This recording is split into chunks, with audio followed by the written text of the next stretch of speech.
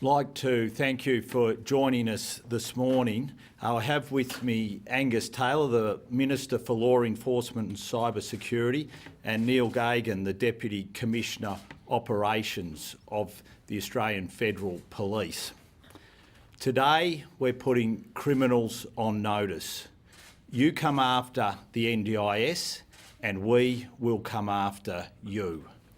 The NDIS is transformational in the way it is delivering improved services for people with a disability. It is a scheme which we spent $8 billion on last year, and that will grow to $22 billion by 2021-2022. We want to ensure that that money goes to those people who need it, people with a disability. We do not want that money going in particular to organised criminals who will seek to exploit, sadly, any system that the government puts in place.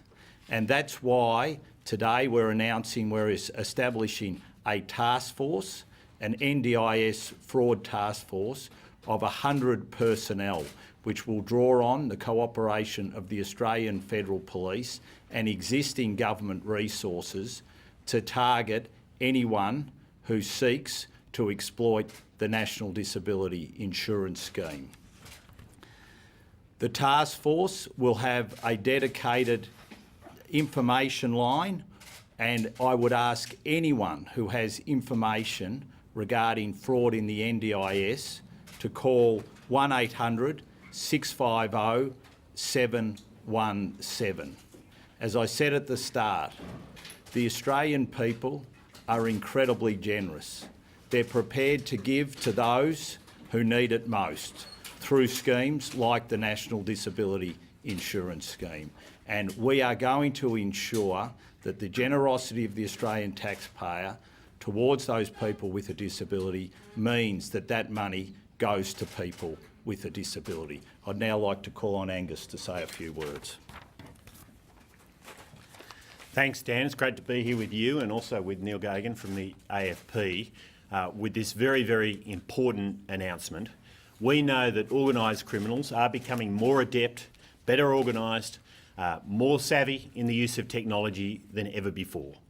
And that means when there are big pots of money, when there are important programs that the government has put into place, we need to make sure that those programs and the users of it are compliant. It is true that historically, large pots of money like this one in the NDIS have attracted organised crime. We have seen that in the past. And the message to those considering doing the same with the NDIS is you have nowhere to hide. Because just as you are trying to rip off every Australian and genuine claimants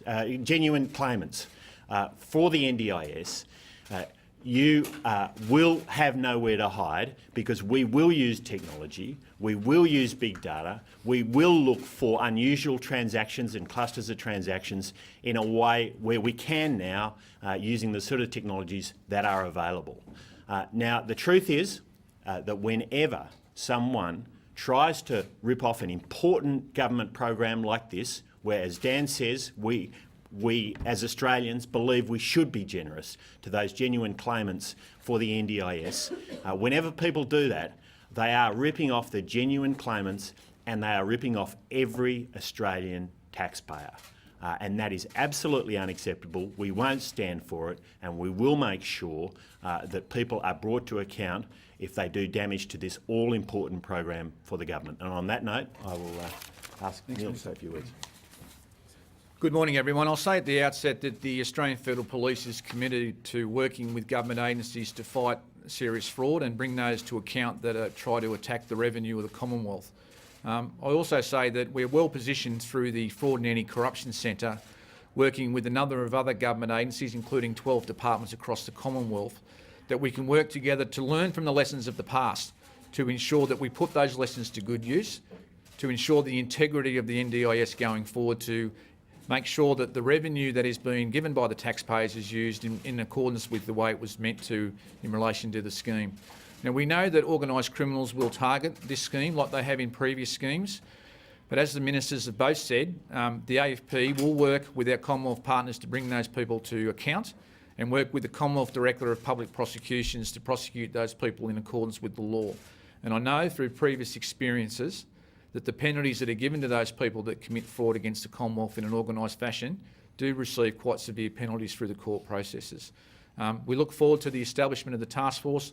We will second a very senior officer to establish the task force, and whilst he will be responsible for basically putting in place governance and ensuring that the integrity that's already in place is fully enforced, rest assured that when a serious matter of fraud is uncovered by the task force, it will be referred to the Australian Federal Police, and we will put in place our full powers and our full capabilities to bring those responsible for the criminality to justice. Thank you.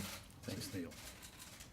This is, any questions? by government standards, a fairly large fraud control task force. We would assume commensurate with the risk.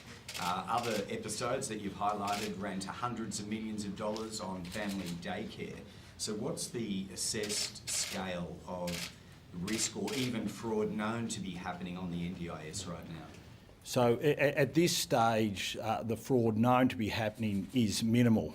But as you say, the risk there is quite large. This is an incredibly generous scheme. We spent $8 billion on it last year. That will grow to $22 billion by 2021-22. And then in the out years to 2028, will grow to $27 billion. So when you have a large sum of money like that, it will attract, in particular, organised crime. So what we're doing is taking risk mitigation measures here. We know that it sadly will attract criminals. So we're doing everything we can to ensure from the outset, as the scheme grows, we are onto this and we are putting those criminal organisations on notice. As I said, you come after the NDIS, we will come after you.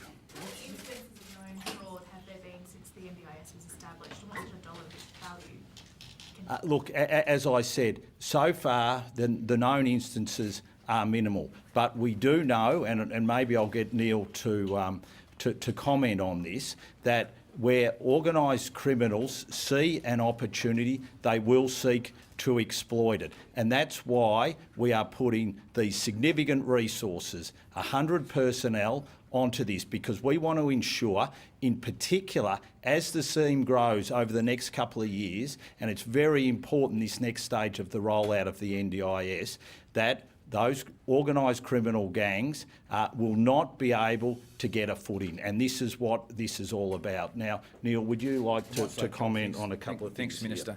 Look, I think it's fair enough to say that when the National Disability Insurance Agency was stood up, there was an acknowledgement that there would be potential fraud on the system, and immediately they started working with the Fraud and Anti-Corruption Centre to try and plug those gaps. Now, there is intelligence to suggest that there already has been some fraud that's taken place, but it is quite minimal, as the Minister said. There are ongoing investigations in relation to that particular activity, and obviously I'm not in a position to comment any further on that. Can you say how many investigations? No, I'm not going to go into those details. What sort of criminal elements are you looking at, though? When you talk about organised crime trying to get into these government programs, are we talking local crime, or are we talking foreign criminals trying to access this system? Where exactly are the concerns for the AFP? Well, I might ask Minister Taylor to talk about the actual integrity of the system from an identity perspective, but certainly what we're seeing is local criminals. And we see them move between schemes. Now, family daycare fraud was something that we saw them in previously, and we know that they're sniffing around, if you like, this particular newly established scheme. So they're local, but they're organised, and we call them organised for a reason, is that they identify gaps in systems, and working across Commonwealth, it's our job working with departments to plug those gaps. And that's what this task force will do. Not only will it bring people to account, but we'll also work to plug gaps to ensure the integrity of the system, to make sure that the money that should be going to the right people goes to the right people. Minister, you want to talk on this? Yeah. So we are seeing increasingly adept criminal activity around government programs. We've seen it for some time. Family daycare is one that's been mentioned a number of times. And it is absolutely crucial for that reason that we are similarly adept. And so the work the AFP and others are doing to enhance our ability to identify unusual transactions, unusual activity is absolutely crucial. The key point here is that we know that these criminals are using technologies in ways that they haven't in the past. And we're seeing that whether it's in drugs or fraud, both private and public sector fraud. This is a clear and recurring pattern, and it's why we are upgrading our capabilities. It's why we are putting teams like this in place to go after those criminals. It's true that more and more of the organised crime you're seeing in Australia has international links of some form or other. There's no doubt about that. That is a very, very clear and recurring pattern. Does that extend, has it in other cases of fraud extended to repatriating money to foreign fighter elements in the Middle East? Well, look, what we do know is that laundering the money from fraudulent activity is again a sophisticated activity, and it's something we are crawling all over. The fantastic work that AUSTRAC has done in recent months is testimony to the hard work that has gone into tracking down money laundering activity. And it is absolutely true that money laundering activity often involves international transactions.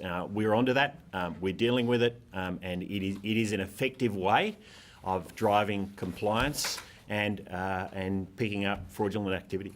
How many occasions, say in the last 12 months or 2 years, have you been able to identify where cases have been, money has been sent back to foreign fighters?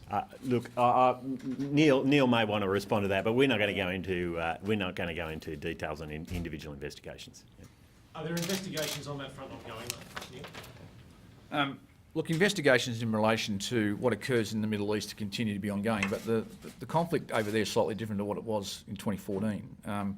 But as the Minister Taylor has rightly pointed out, AUSTRAC have done some incredible work here in the last 18 months, 2 years, particularly in relation to tracking money around the globe. And we work very closely with our international law enforcement partners to where there is suspicion activity that we work collectively with them. I've travelled to the Middle East just recently, working with our partners there to ensure we have better systems in place to work and signed an MOU with the Dubai Police, for instance, to make sure we work more closely on these type of issues. International law enforcement cooperation is at an all-time high across all criminal areas. But we'll continue to, we know we need to do more because the criminals that we work with, work against I should say, don't have any boundaries, they don't have any laws, and we need to make sure that we're nimble, that we're innovative, and that we continue to work collaboratively to bring these people to justice. But just to clarify, is there a concern though that the NDIS could be a threat from international organised crime? There's no intelligence to suggest that at this stage. Can you give us some examples of the types of fraud that this task force will be looking for? Well, identity fraud, people putting in fraudulent claims are probably the two that come to mind immediately, but our organised criminals are fairly sophisticated.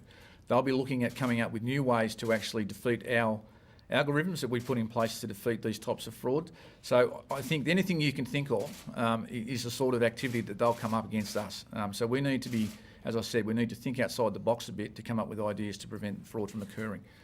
Mr. Tehan, you would be familiar with many users of the system tearing their hair out over administrative reviews of their plans and actually having trouble getting what they need from the scheme. It almost beggars belief that someone else can come in through other means and scoop out large amounts of money. How do you reconcile these two experiences? Obviously the scheme is transformational. It's not perfect, but it is changing lives. We've already seen 46,000 participants who previously were not getting services from either the Commonwealth or the state government now getting services. The rollout is continuing. We're continuing to make changes to improve the participants' involvement in the scheme, and some of those trials which have taken place, which will be rolling out over the coming months, have really changed the nature of the scheme. For instance, when it comes to personal planning, there will be face-to-face meetings rather than what was previously being done over the phone. So we are looking for improvements the whole time. But what the Australian people, and I know speaking with people with a disability who are participants in the scheme, they want to know that every dollar is being spent on them to improve the services that are provided to them. And this is what this announcement is all about, ensuring that those people who want to get access to the money, which is there for people with a disability, will not get access to it. Organised criminals, we will come after you if you come after the NDIS. Let's be very, very clear. All right. Thanks very much, everyone. Cheers.